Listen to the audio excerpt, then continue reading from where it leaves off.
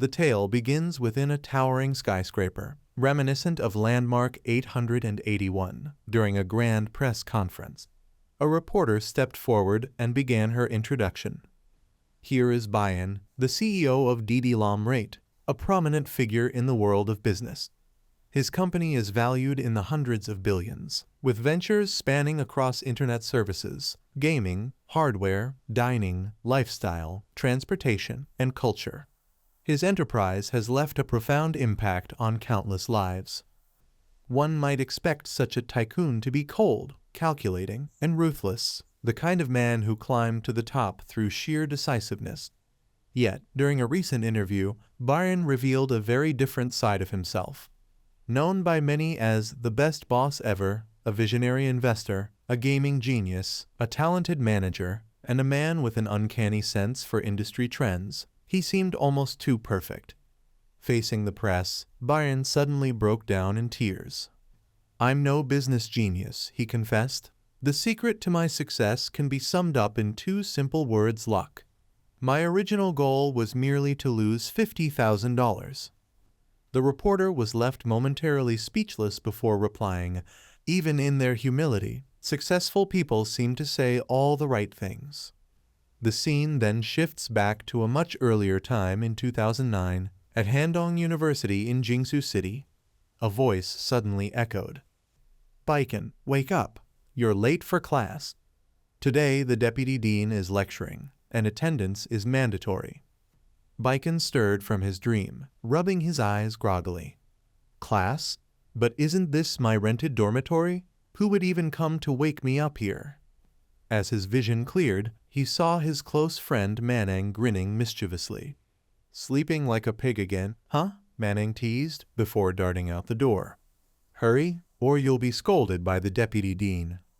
Confused, Bayan sat upright. His surroundings weren't his university dorm at all, it was his freshman dormitory from years ago. Covering his face in disbelief, he muttered, This is the year 2009. Did I really travel back 10 years? He pinched his cheek, but the sharp sting only confirmed the reality. It hurts too much to be a dream. This is real. Before he could gather his thoughts, a transparent screen appeared before his eyes, flashing with text. Wealth transfer system, connecting to host, binding successful. Host Bayan, please review the system's usage instructions. Shocked, he quickly read the details. System funds, $50,000.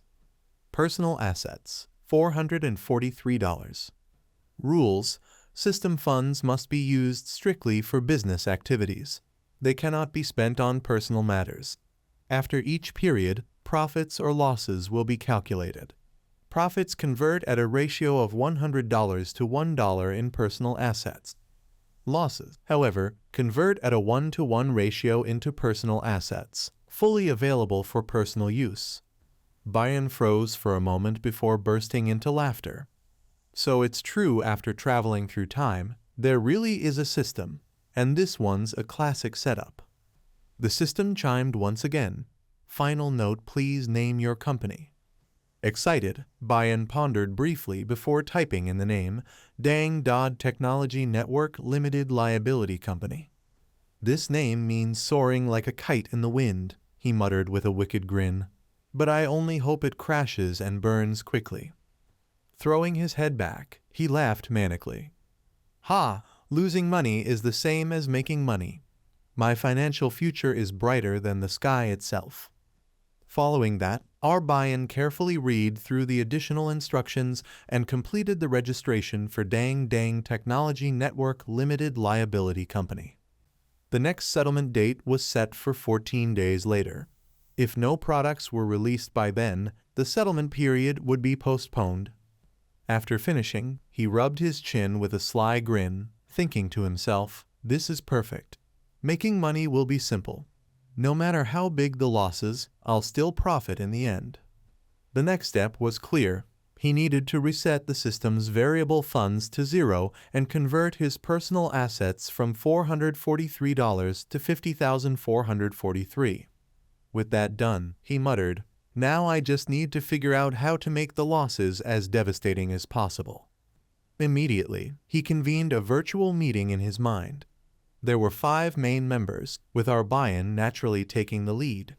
Always mischievous, the young man seemed to have lost his mind completely as he officially declared the start of the first Losing Battle Strategy Conference. "Who wants to speak first?" he asked. A bespectacled youth at his side eagerly raised his hand. "Go ahead, by KH, the one with glasses. Share your thoughts." By KH adjusted his frames and explained, according to the system's specific rules, there are nearly 200 laws in place. All illegal activities are strictly prohibited, which leaves us with very few options. The system allows no loopholes. Any attempt at cheating would bring severe penalties. This world isn't so different from the original, only a little behind in terms of technology. What stands out, however, is how weak the awareness of copyright protection is. At that moment, Abai, who was holding a gaming device across from them, spoke up. Technological progress inevitably places a high value on copyright. So what if we focus on innovation in the gaming industry? Arbayan shook his head. The gaming sector burns through too much money. Even a slight change in gameplay can cause failure. In reality, industries with fixed assets can at least sell those assets off when bankrupt. But in gaming, once it collapses, there's nothing left. Besides, I have memories from 10 years ahead, and I can tell you this much: steer clear of games that might actually earn profits. The entire Baikeen gang roared with laughter and enthusiastically agreed. Excellent, Arbayan concluded. Step 1, design a game. Step 2, bankrupt it, completely drain both system capital and personal assets. Step 3, take the money and throw a wild party to stir things up. Ha ha ha, that's the plan, and we'll stick to it. With these thoughts in mind, Bayan felt as if he were floating on cloud 9. He imagined an ideal life, earning money effortlessly, partying, indulging in pleasures, and rising to fame as a celebrated tycoon in the gaming industry. Words soon turned into action. That very day, Ian began working on his plan. However, after only a few hours on the computer, Bayan was already overwhelmed. Creating a game from scratch proved to be far more troublesome than he had expected. Fortunately, there was an EXO-supported website that offered assistance. All he needed to do was purchase ready-made game materials from the site and use the official editing tools to put everything together. Once complete, the game could be evaluated and released. The catch? It required an investment of $50,000. Bayan decided to dive in. He poured his money into a project and ended up with a poorly received game that no one wanted to buy. Within 2 weeks, every penny was gone. Still determined, he set out to design another game. "All right, let's start with the basics," he muttered. The driving model base version cost $20,000, complete with a sleek VIP-styled interior. The Desert Expressway map came next, priced at $23,000. Expensive, he thought, but exactly what I want. Then came the sound effects for $6,000, and finally, the ranking feature for $11,000. Together, the total landed precisely at $50,000. Yet something still felt missing. To make players really struggle, it has to feel like eating level 7 spicy noodles, pure torture, but strangely addictive. His genius idea: players would be forced to drive for more than 8 hours on endless roads just to clear a level. And if frustration pushed them too far, there would be a carefully placed relief mechanism to pull them back in. I really am a genius, he laughed to himself. 2 hours later, Bayan had finished the design. This looks fine. It'll definitely get approval. With that, he launched a test run. The moment the game loaded, his expression darkened. What he had created was uglier than a child's toy. The graphics were painful to look at, almost offensive. His jaw dropped in disbelief. What on earth? This game is even worse than I imagined. If anyone can endure this for 8 hours, I'll bow down and call them a master. He realized that not receiving a flood of complaints would be the real surprise. If someone actually makes money off this, I'll applaud them. That evening, in Bayan's dorm, the room was filled with loud voices as 4 of his friends gamed together. They cursed at a player named Diane Jihua. Can't you play as part of the team? Always going solo, dying, and dragging us down. The one most absorbed was Maying. Frustrated, he turned to Bayan and asked, "Are you really planning to skip school again?" "Hurry up, Mayang," Bayan shot back. "Every time we form a team, you disappear. Our teammates get wiped out on the roadside while you're off doing your own thing. Do you even know how to play as a team? We're supposed to move together, but you keep running solo. 3 against 1 and still no progress. We lose over and over. I killed 11 enemies, assisted 2, and yet we still lost. It's infuriating." Mayang, who had only killed 2, died 3 times, and assisted twice, snapped back. "Bayan, don't just think about yourself. Listen to me." Bayan froze, staring blankly. "You? With stats like that? 2 kills, 3 deaths, 2 assists, and you still think you can criticize me? Mayang, you're nothing but dead weight, yet you're mocking me." Mayang slurped down his noodles and sighed. "I really tried my best." He was a diligent, hardworking person, but his skills simply didn't measure up. Compared to others, he was subpar, sometimes frustratingly so. Despite the arguments, the group dove back into ranked matches. "Tonight, we're climbing from bronze to silver," they declared with determination. Bayan, watching their chaotic play, quickly lost interest. "Forget it. I'm getting sleepy." He lay down comfortably on his bed, pulling out his phone. Losing in a game isn't worth stressing over, he thought. 2 weeks later, his $50,000 finally arrived. Elated, he imagined himself surrounded by top-of-the-line gaming gear, glowing with excitement like a proud turkey. His imagination ran wild. The scene shifted to a rented room where a man named Guan Yu sat brooding. He was the creator behind explosive video reviews of absurd games, the kind of trash games that fans love to laugh at. Online, he was known by the nickname Master KC. But lately, things weren't going well. His latest uploads had barely gained attention. Views were stagnant, click counts dismal, and advertising revenue had dried up.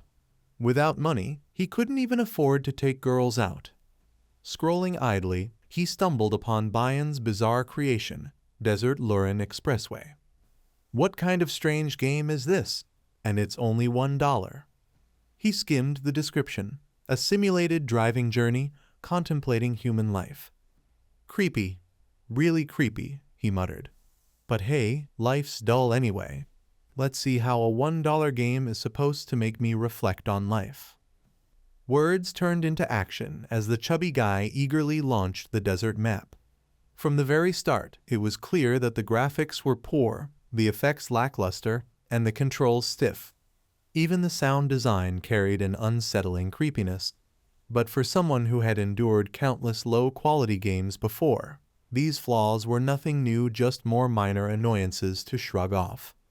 Still, after driving for so long with nothing changing, he began to feel uneasy. "What's happening here?" he muttered. 10 more minutes passed, and still nothing unusual occurred. "Who am I? What am I even doing here? What does this game want from me? What on earth is the point of all this?" The only interaction came from steering through the occasional curve. Apart from that, the game offered nothing noteworthy. Then, a strange thought struck him. Wait a second, isn't this kind of like my life? Just cruising along, smooth and uneventful, without any ups or downs.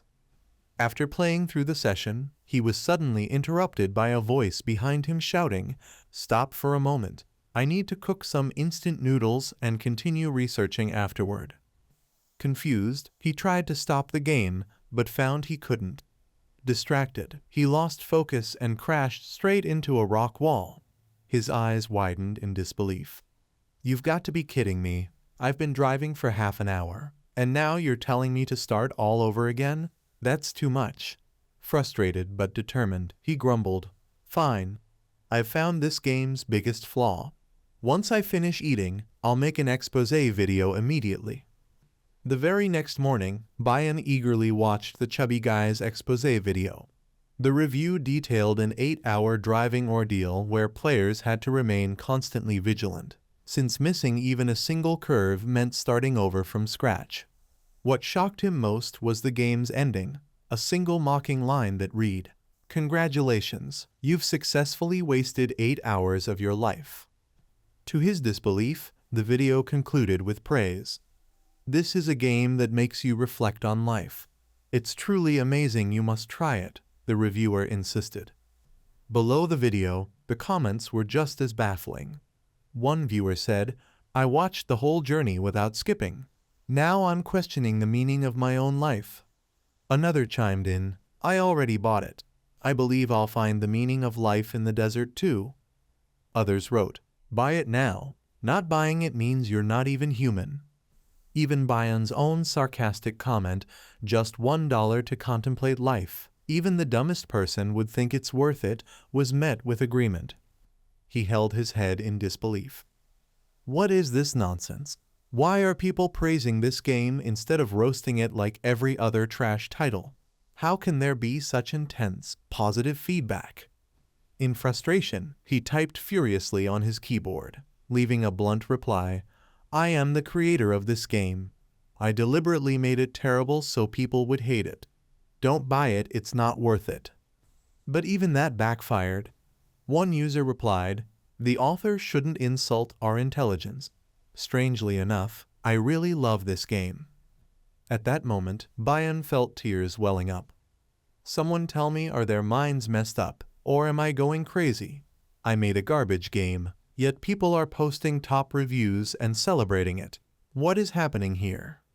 While he sat in confusion, the system announced the financial settlement. The profit-sharing ratio was displayed as 100-1, along with the details. Owner, Bayan. Height, 178 centimeters. Weight, 85 kilograms. Age, 19. Zodiac, Scorpio. Company capital, $1,463.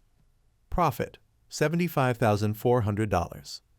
Current personal assets, $153. Owner's share, $754.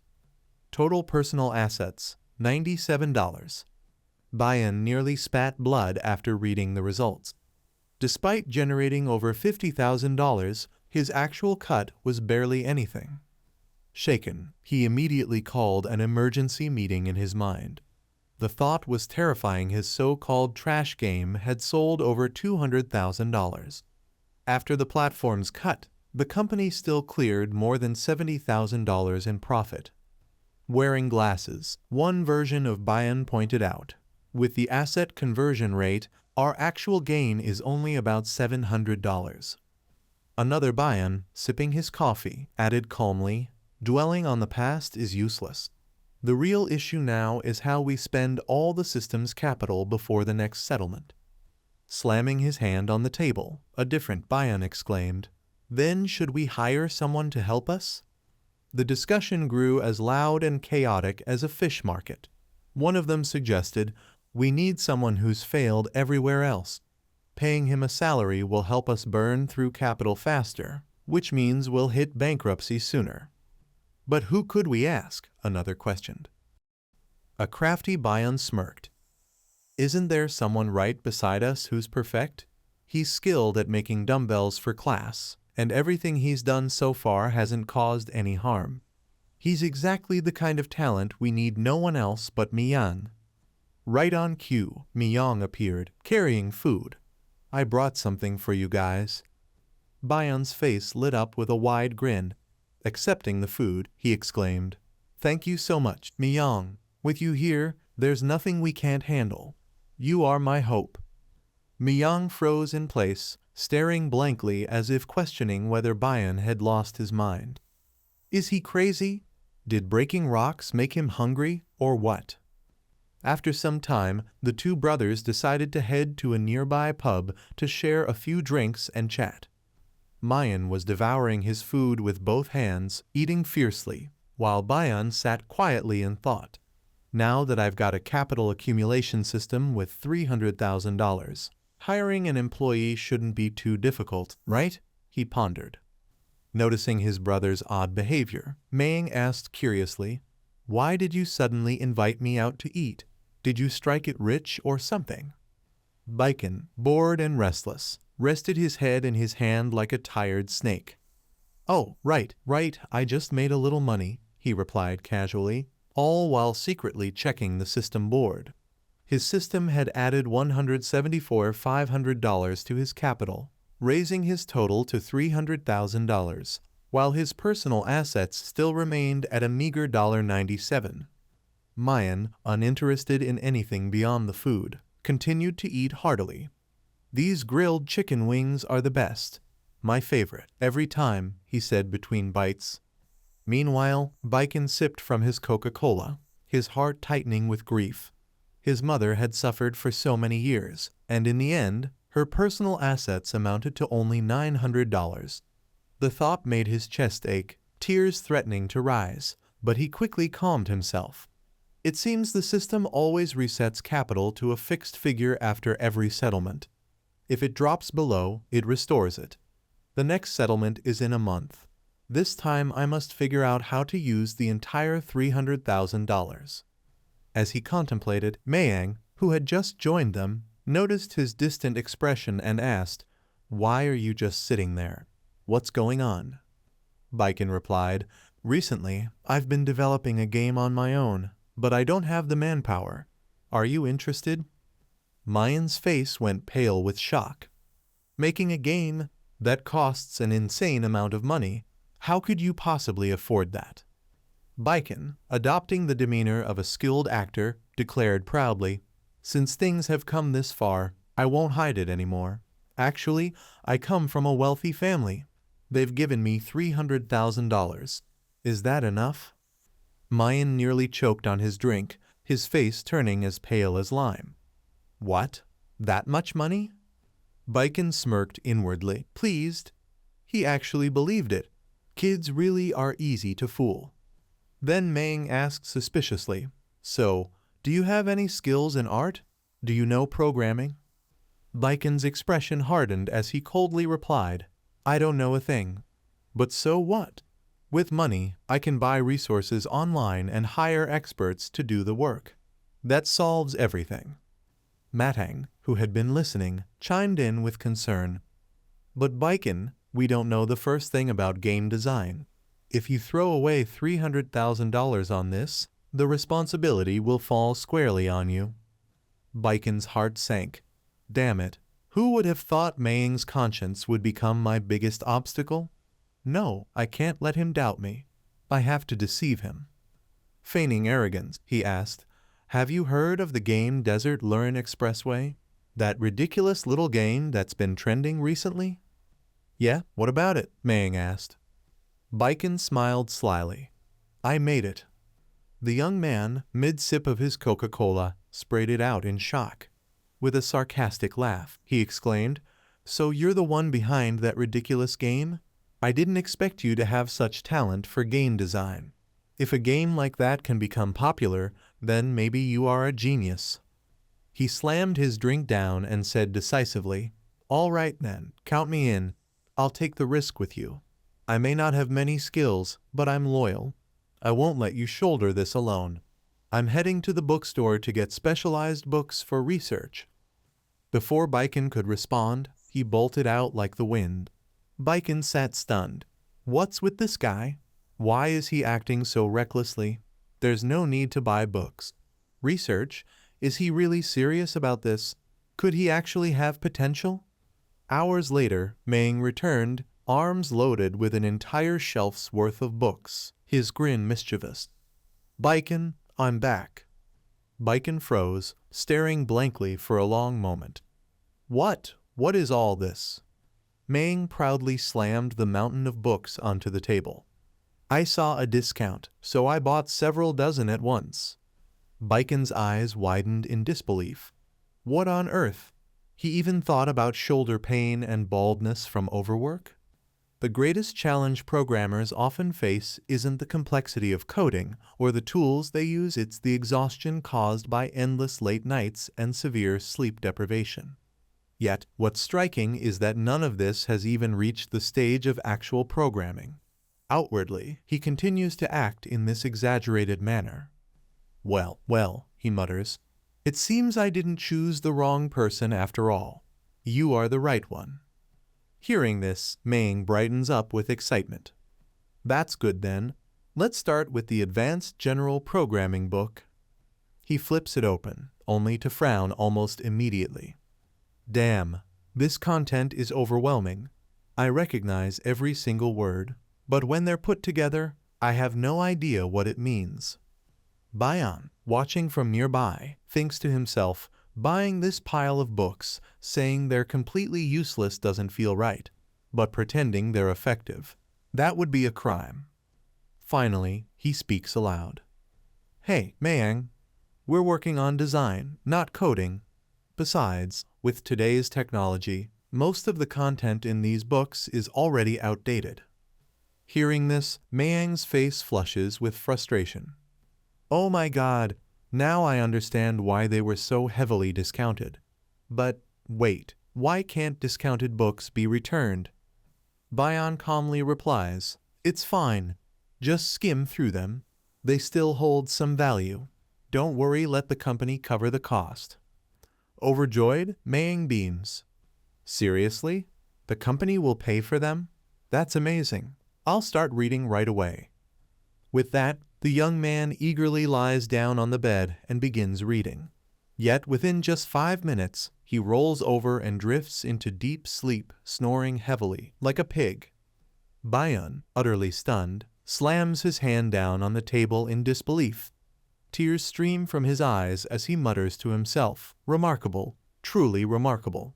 Such a 100-point attitude, but paired with zero actual capability. This is exactly the kind of employee I need the most. Unfortunately, I only know Mayang. With a few more like him, any company would probably collapse in no time.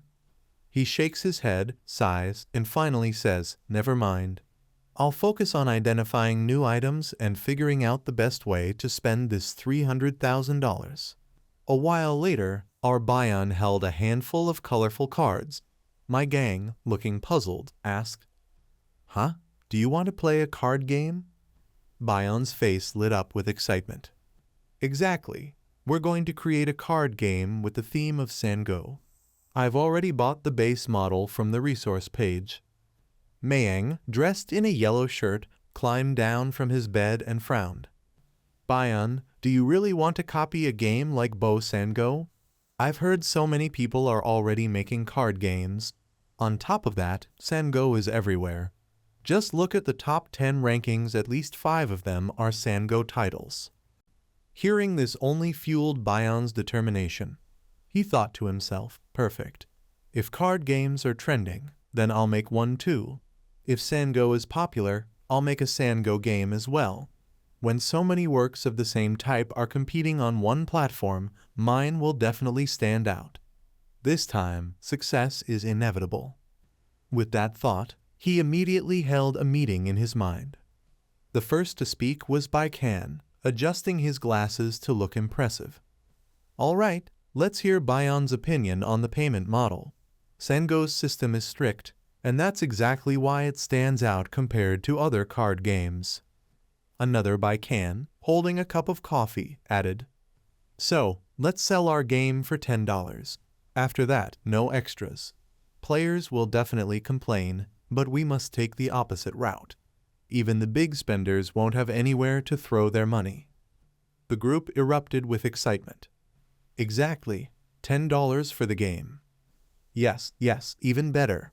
After that, the only thing the store will sell is a permanent membership card for $30. With such a low cap, even if players want to recharge more, they won't be able to. In their minds, the 5 Tycoons imagined the scene. They were standing around a round table, smirking mischievously, while players raged in frustration. Damn this game! Why can't I buy anything? This is garbage. I wasted $10. Someone refund me already. Back in reality, Maying broke into a cold sweat. Wait, character requirements?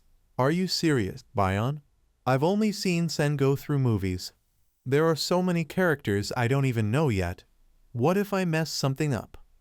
Before he could finish, Bayan slapped him on the shoulder with a cheerful smile. No worries, I trust you. Our Sango characters need to be fresh and unique, something truly innovative. Reluctantly, Maying sighed. Fine, I'll do my best. Bayan rubbed his chin thoughtfully. That's the spirit. I know you can handle it. Just remember, the designs need to be as bold and absurd as possible. Don't stress too much about the details, that'll be the artist's job. You just need to point us in the right direction.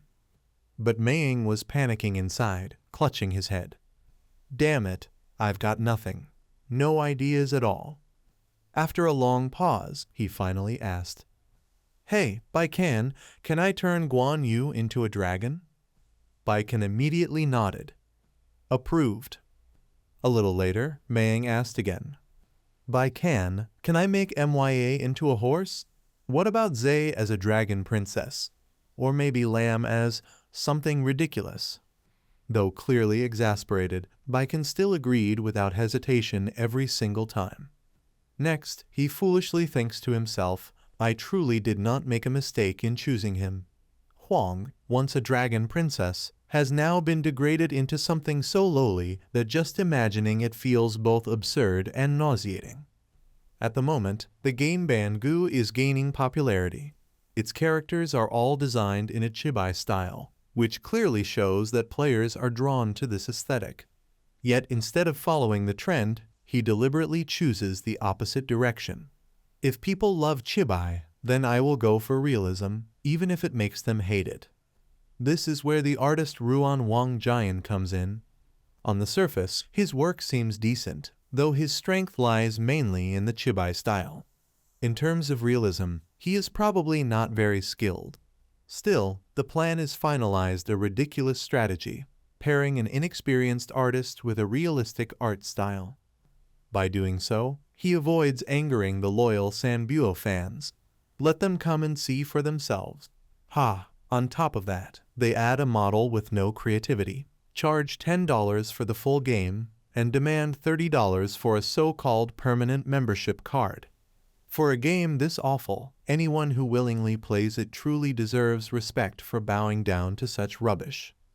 A few days later, inside the cafeteria of Dongan University, Bayan sat attentively reading through a report while Mayang, seated beside him, reluctantly picked at her food with little appetite.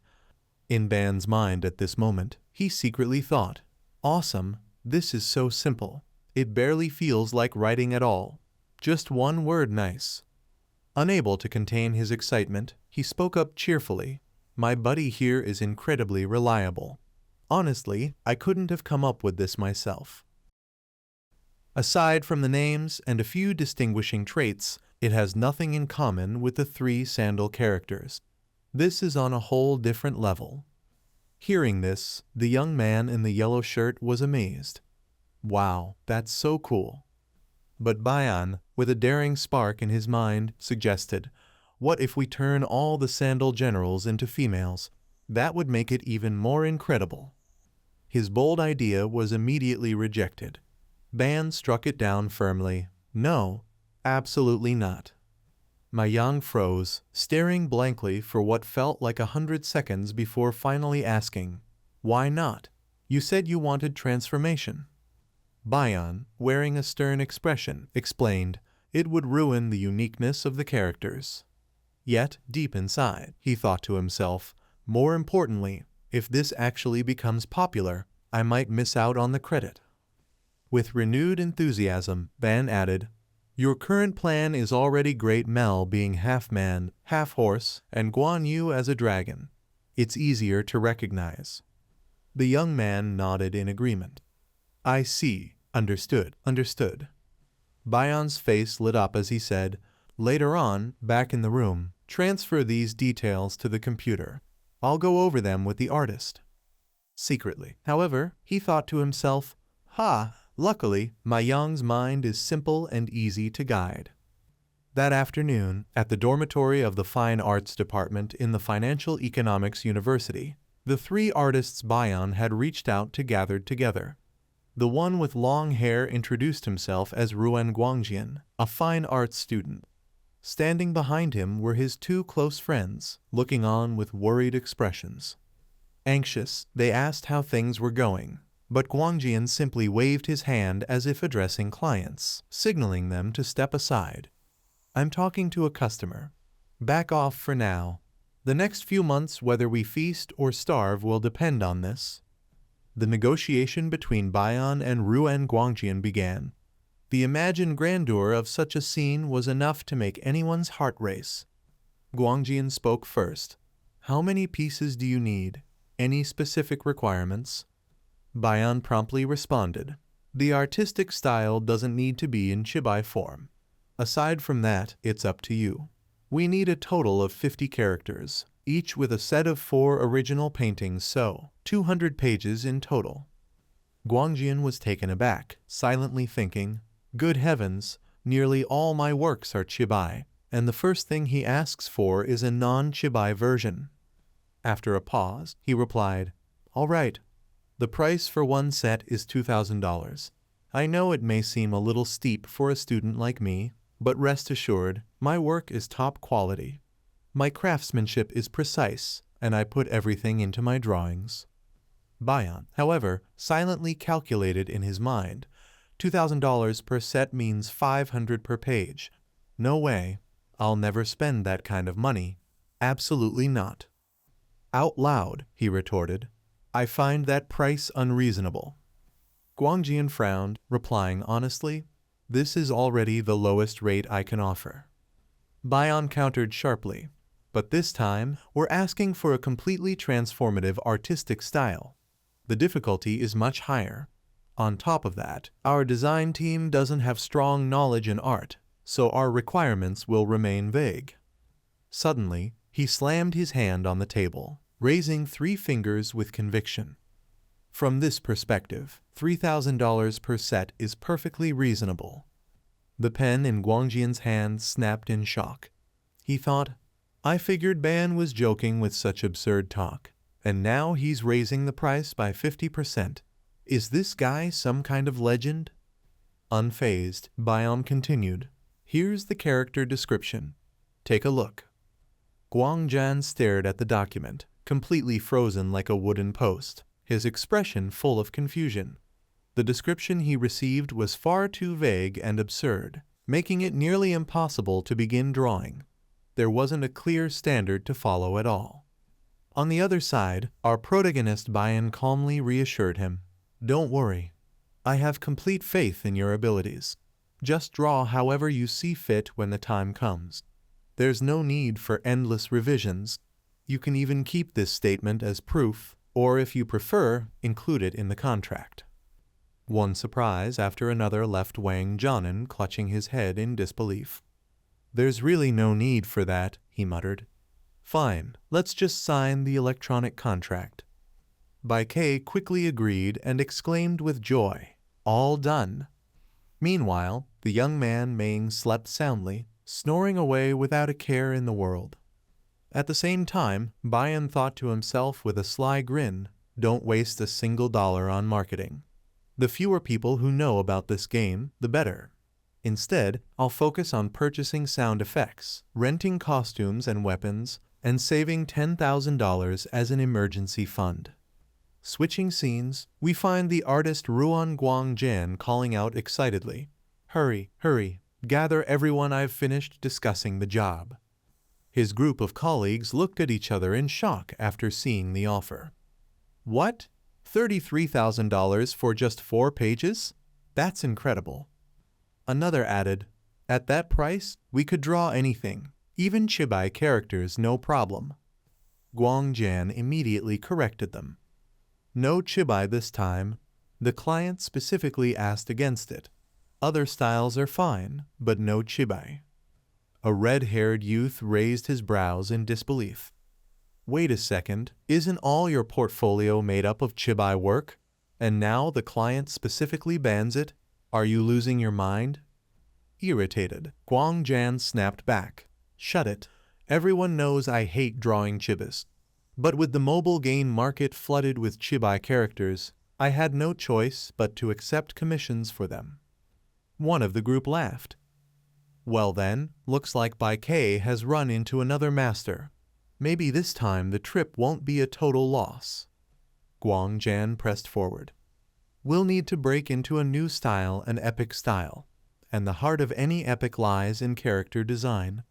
The more exaggerated and removed from human form, the better. A colleague folded his arms and commented seriously, but ordinary Three Kingdoms games might not fit this direction. Guang Jan responded, in this case, the description transforms Three Kingdoms characters entirely into an epic style. That's our second challenge. Don't worry, I'll handle the design and sketches. You'll help refine them. Once I've set the main direction, I'll finish the rest. That way the style won't go off track. Understanding his plan, the team nodded. Since Partier is footing the bill, we might as well give it a shot. If this style doesn't catch on, the loss is theirs, not ours. Guang Jan smiled cheerfully. But if it does become popular, who knows? We might even start our own company after graduation. That's why we need to give it our all. Agreed, the group responded in unison. We'll work with the highest standards and push ourselves to the very peak of our craft. 3 weeks later, however, the once handsome and charming artist Ruan Guangjan looked more like an exhausted old man. 10 nights without sleep had left his eyes sunken and his spirit worn thin. With a weary sigh, he finally announced, "The big project is done. You've all worked hard. Let's grab a late-night meal." But when he glanced around the room, every one of his roommates was already sprawled out, sleeping like corpses. He let out a small laugh. "Fine then, I'll treat these kids to lunch tomorrow instead." After that, Wang Jan slowly walked over to his computer and began messaging Bayan at Ban's dormitory. There, he received a message from Guang Jian and was astonished. Fantastic. Astonishingly efficient work, completed right on time. The only uncertainty was about the quality. Curious, he checked the system's information board. The next accounting period had 8 days left, and the system's capital had already decreased by $290,200, leaving only $8,792 remaining. After reviewing the numbers, Bayan calculated that there was still a little over $8,000 left, though $3,000 was already reserved for Mang's salary, which wouldn't be paid until the end of the month. That left $5,000 in usable funds. Before settling accounts, he had to spend it wisely on the resource website to finalize a few matters. Not long after, a file sent by Ruan Guanggan finally finished downloading. "Okay, it's done. Don't make it too polished for me, please." As soon as he opened it, his eyes widened. The artwork showed Quang Vu wielding an impressive axe, styled like a mischievous villain. Bayan froze in shock for nearly 100 seconds. What's going on here? Am I seeing this right, or is someone playing a joke on me? Every single page of artwork was at this level. Is this really drawn by Ruan Guangjian? He clearly has VIP-level skill, so why does he usually make all his representative works chibai style? This situation feels far too unstable. Without hesitation, Bayan called for an emergency conference in his mind. "I hereby declare the second emergency conference begins." One of the figures adjusted his glasses. "It's too late to cancel now. We have to launch the game in 2 days or tomorrow at the latest. Otherwise, the system won't settle long term. Do we have a rescue plan?" Another Bayan, calmly sipping coffee, reassured everyone. "Things aren't that bad yet. The style might be unusual, but it could be seen as fresh and unique. Whether gamers will actually like it or not is still uncertain." A third Bayan, this one adjusting a bow tie, added, "That's true. Besides, the game is still using outdated models, with simplistic gameplay. The other resources are hardly impressive, dull, and tasteless at best." A fourth Bayan chimed in. Exactly. Nobody's even heard of this game yet, so the players won't know what's inside until they try it. Soon, the entire room erupted into heated debate, like a bustling marketplace. Don't try to dominate search engines with the name. Avoid including Sano when submitting for approval. Keep the title and description simple. Even vague, it'll be fine that way. A little later, Mayang, wearing a yellow shirt, came over to see what Bayan was doing. What's this? He glanced at the screen and was stunned. Wow, these are the original characters from our game. Isn't this incredible, bro? Bayan replied, It's mainly thanks to your requests. They really inspired the artist to be creative. Delighted, Mayang exclaimed. Really? That's amazing. So maybe I've got a bit of talent in this field too, huh? Smiling, Bayan suggested, Then why don't you help us by testing the game for bugs? If everything runs smoothly, we'll move on to preparing the release. Mayang nodded eagerly. Sure thing. Oh, by the way, what's the name of our game? Bayan answered casually, Glijang. Just an ordinary card game. The scene shifted to Ruan Guanggan's group, who were in the middle of a grand feast. Empty your glasses. Try these lamb skewers, they're best when they're hot. Don't be shy, eat and drink. Tonight, nobody's going home sober. In the middle of the laughter, a man with glasses suddenly asked, Hey, Wang Jian, what game are we even making with these images? And when's it launching? Scratching his head, Guang Jianan admitted, I think it's called Guanine. As for the launch date, I'm not sure. Let me check the Exo platform. The moment he looked, his jaw dropped. Wait, what? It's already launched. Didn't you just assign those images this morning? They're already online this afternoon. Everyone rushed to see it immediately. They were stunned, completely baffled by what they saw. What the hell is this? How did the game turn out like this? It's just a simple card game, but somehow it looks amazing. One of them shouted in disbelief, Holy Lenli Expressway is also one of this guy's games? And he's selling it for $10. Who's even buying that? Ruan Gan raised his hand. I did. No matter what, I had to see the outcome of my work. Soon after, a player in white tried the game out. All right, let me guide some newbies. Let's see if I can pull off a lucky draw. Ha! Got 2 cards in one pull. Am I really this lucky? The rest of the group gasped. No way you pulled 2 as well? Another shouted. Same here, and I even pulled 3 at once. Meanwhile, Guang Jianan could only scratch his head in utter confusion. Is the game still in its testing phase? Maybe that's why the chances of pulling rare cards are so high. Just then, a bespectacled man shoved his phone into Wang Gan's face, exclaiming, Look at this.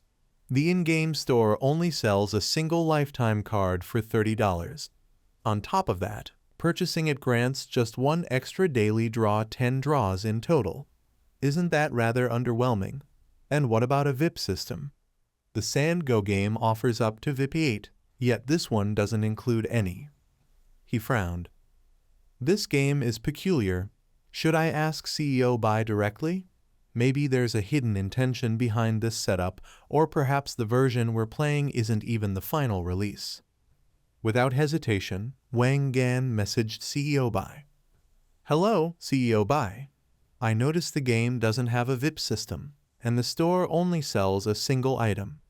Is it still in testing, or has the official version been released? Bai answered promptly. This is indeed the official version. The group imagined the text exchange as if it were a grand courtroom drama, filled with tension and intrigue. Guang Jian pressed further. Then what about the store items? Bai calmly replied, Our game sells only 1 lifetime card.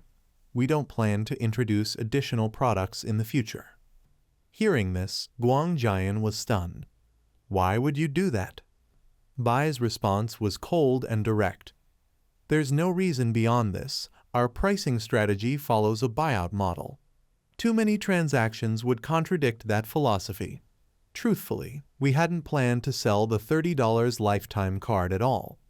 But after some consideration, we realized certain players might find it necessary, so we included it. Guang Jian furrowed his brow again. What about advertising? The download numbers are incredibly low. Is this because you're not promoting the game? Bai gave a dry laugh. Not running ads? Of course I'd like to. But we simply don't have the money.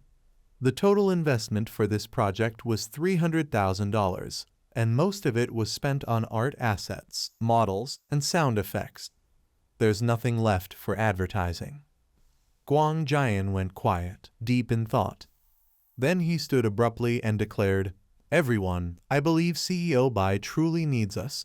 At first, I assumed he was a wealthy backer, which is why I didn't push for a lower price and even accepted a fair one. But now I see things differently. The bespectacled man spoke up again, curiosity in his tone. So is this game being so generous because it was never meant to make money? Guang Jian tightened his grip and replied firmly, "No, it's not about rejecting profit, it's about refusing to earn dirty money. CEO Bai insists on clean, principled practices." The group murmured among themselves. Still, one voice of reason cut through. Even if the game is pure and fair, without advertising it will never gain traction. Should we promote it ourselves? If we were big streamers or YouTubers, maybe. But we don't have that kind of influence. Unexpectedly, Guang Jian slammed his hand on the table with resolve. CEO Bai's approach may be idealistic, but I respect it. And to honor that, I must respond in kind. I've already connected with a few renowned artists. I'll reach out and see if they're willing to help us brainstorm promotional strategies. The scene then shifted to Mei Yang and Bai. Mei Yang slumped in his chair, utterly dejected. Why is our game turning out to be such a failure? No one pays attention to it. I see other games pulling thousands of downloads on their first day. Ours only managed 10. Bai gave him a reassuring pat on the shoulder, smiling warmly. Don't worry. It's normal for a new game to start small. Give it time, and downloads will grow gradually. But deep down, Mei Yang wasn't convinced. His thoughts were bitter. Don't even dream of it. This game lacks any real uniqueness. Who would bother downloading it at all? After some time, Meng opened his computer and said, "Let me check the data again. Maybe something has changed in the last 3 hours." Meanwhile, our Baidian chuckled to himself. 3 hours? Forget 3 hours even if it were 3 days or 3 months. No one would care about this game. All we need to do is hold out until the next settlement round. Then we'll have $300,000 in our hands. Ha ha ha. Just as he finished gloating, Meng suddenly cried out in shock. Baiken, it's happening. Look, our downloads are skyrocketing, and the reviews, they're all 5 stars. The young man nearly spat out the water he was drinking. Boasting too early always backfires. Wait, what did he just say?